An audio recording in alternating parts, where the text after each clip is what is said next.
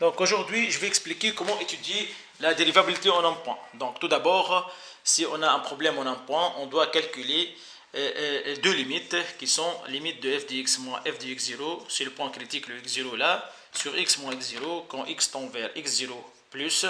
Si cette limite elle est constante, on essaie de noter f' d en x0 et on dit que f est dérivable à droite en x0. Puis on va calculer une autre limite, c'est à gauche de x0.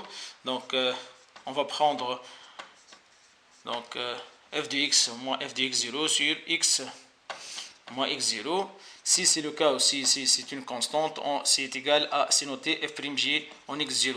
Et on dit que f est dérivable à gauche en x0. Si f'd en x0 est égal à f'g en x0 est égal à f', c'est noté. Donc si c'est le cas, on note directement c'est f' en x0. On dit que f est dérivable en x0. On va prendre un exemple illustratif.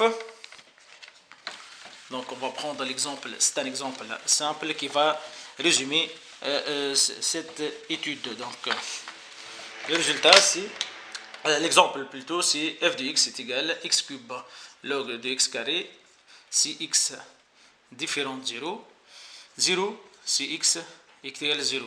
Donc ici le point critique, ça se voit, c'est le point 0. Donc il y a un changement d'expression de f au point 0. Donc on va calculer les limites de f de x moins f de 0 sur x moins 0 quand x tend vers 0.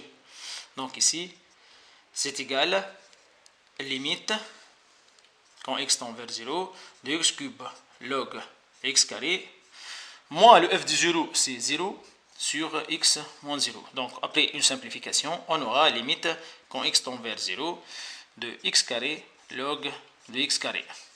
Donc ici, il est simple pour résoudre ce problème-là. Donc on va faire un changement de variable, soit t est égal à x carré, ça tend vers 0 plus, étant donné que le x carré c'est positif, quand x tend vers 0. Quand x tend vers 0. Donc on aura cette limite est égale donc limite quand t tend vers 0 plus t log de t. Cette limite elle est connue, c'est une limite usuelle, donc c'est égal à 0. Donc on aura f' de 0, ça va être égal à 0, et f